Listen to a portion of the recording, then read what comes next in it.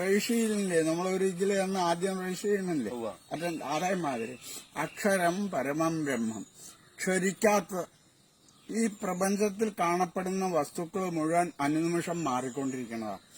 ഈ മാറിക്കൊണ്ടിരിക്കുന്നതിന് ആധാരം ഏതോ അതിനെയാണ് നമ്മൾ സത്ത് എന്ന് പറയുന്നത്. എല്ലാ മതങ്ങളും അതെ. സത്ത് എന്ന് പറഞ്ഞാൽ ഉള്ളത്. ആ ഉള്ളതിനൊരു പ്രകൃതം ഉണ്ട്. എന്താ പറയുക, അനുനിമിഷം അത് മറ്റൊന്നിനെ ആശ്രയിക്കാതെ ഗുണഭാവനാമരൂപങ്ങളിൽ ഇങ്ങനെ മാറിക്കൊണ്ടിരിക്കും. ഒരു ഉദാഹരണം പറയാം. ഞാൻ ചോദിക്കണോ അങ്ങ് എത്ര ഷർട്ട് ഇട്ടിട്ടുണ്ടാവും? സത്യമല്ല പറയാം, അങ്ങല്ലേ ഇട്ടുള്ളത്. ഇതന്നെ നമ്മള് നായയുടെ രൂപം എടുത്തിട്ടുണ്ടാവാം, പട്ടിയുടെ രൂപം എടുത്തിട്ടുണ്ടായിരിക്കാം, ആനയുടെ എടുത്തിട്ടുണ്ടായിരിക്കാം. പക്ഷേ ഇതിനെ എല്ലാറ്റിനെയും അറിയുന്നവൻ ഒരാളാണ്.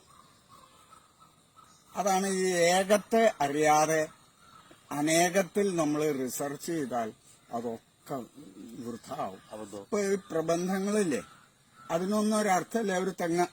ഒരു തെങ്ങെന്ന് പറഞ്ഞാൽ അതിന് പൂവ്, ഫലം, വിത്ത്, വൃക്ഷം, അങ്ങനെ 4 ഭാവങ്ങളേ ഉള്ളൂ. ഈ 4ഉം കൂടിയുള്ളതാണ് തെങ്ങ്. ഈ തെങ്ങിന്റെ ധർമ്മം എന്താണെന്ന് അറിയോ? ഒരു നാളികേരം എടുത്തിട്ട് കുഴിച്ചിട്ട് ആ ഒരു നാളികേരം ഒരു 100 നാളികേരത്തെ വിത്താക്കി വിട്ടിട്ട് അതാ പോകും.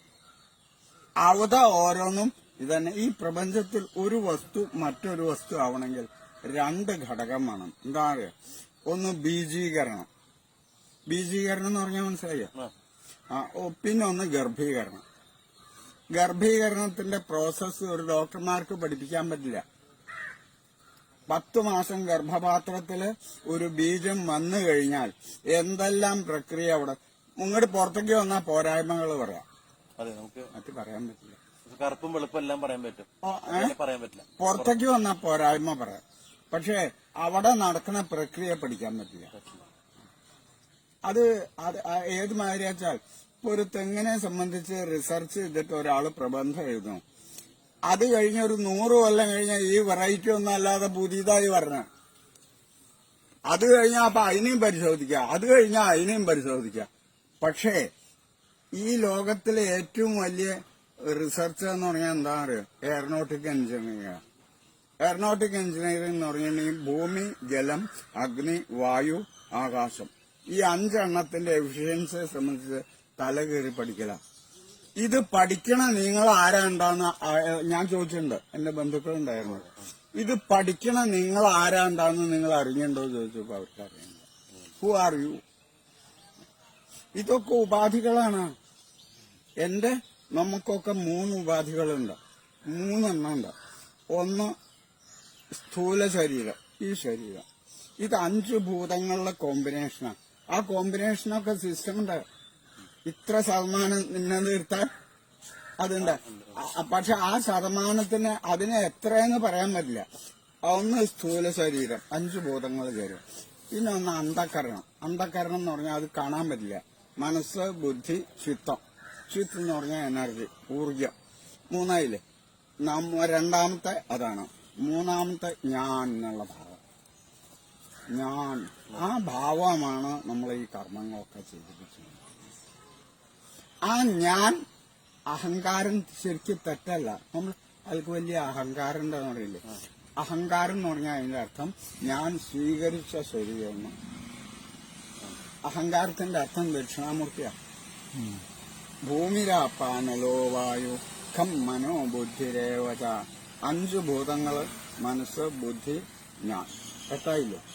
ദക്ഷിണാമൂർത്തി. ദക്ഷിണാമൂർത്തിയാണ് ഈ പ്രപഞ്ചത്തിന്റെ മുഴുവൻ നോളജ്. ഒരു സിസ്റ്റമില്ലേ ഇപ്പൊ? മുഖ്യമന്ത്രി, മന്ത്രിമാര്, പ്രധാനമന്ത്രി, മന്ത്രിമാര്. അപ്പൊ ഈ മന്ത്രം എന്ന് പറഞ്ഞാൽ അതിന്റെ അർത്ഥം എന്താണെന്നറിയോ?